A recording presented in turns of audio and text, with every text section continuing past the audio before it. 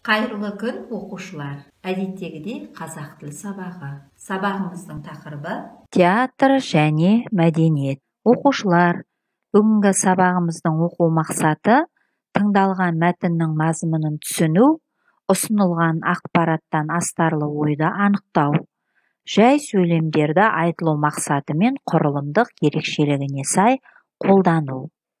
Аталған мақсатқа жету үшін біз ең алдымен театр сыншысы Есмұхан Обаевтың ойын тыңдап көрелік. Баршамыз зейін қойып тыңдайық.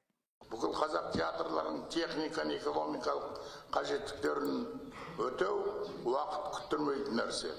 Барлық театрларда жарық, дыбыс, тозығы жеткен акустиканы ауыстыру бүгін күн талабына сай келетін құралдарменен жабдықтау керек деп ойлаймын.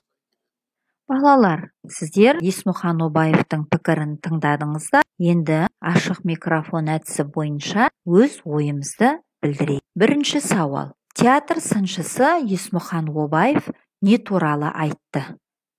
Екінші сауал. Айтылған пікірдің астарында айтылмаған қандай ойлар бар деп есептейсіз? Үшінші сауал. Автор өз ойын жеткізуде жай сөйлемнің қандай түрлерін қолданды?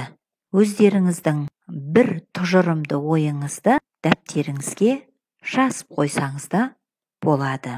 Көзделген оқу мақсатына жету үшін бірқатар тапсырмалар орындайық.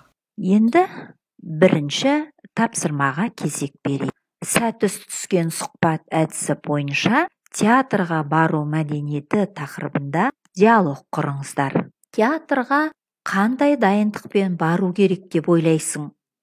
Көрермен мен қойылым кейіпкері әртіс арасында қандай байланыс болады? Театрға кіргенде қойылым басталып кетсе, сіз қандай әрекет жасайсыз?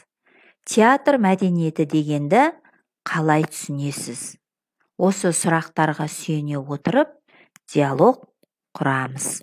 Әрине балалар, сіздердің құрған диалогтарыңыз өте сәтті шықты деп ойлаймын. Сондықтан үш шапалақ әдісімен өзімізді бағалап қояйық. Келесі тапсырма бұл болжам әдісі арқылы жүргізіледі балалар. Сіздерге мәтін берілген, сол мәтінді мазмұнын түсініп оқып, жай сөйлемдерінің айтылу мақсаты мен құрылымдық ерекшелігіне қарай талдау жасайсыздар. Оқушылар, бүгінгі жұмыстарымыз бізді оқу мақсатына жетуге бағыттады және мақсатымызға жеттік деп есептейміз. Енді рефлексиялық эссе жазуларыңызды сұраймын. Төмендегі сөз оралымдарын қолданып, сабақта туындаған ойларыңызды тұжырымда және SMS арқылы жолда. Бүгінгі сабағымыз аяқталды. Ықылас қойып тыңдағандарыңызға үлкен рахмет. Сау болыңыздар.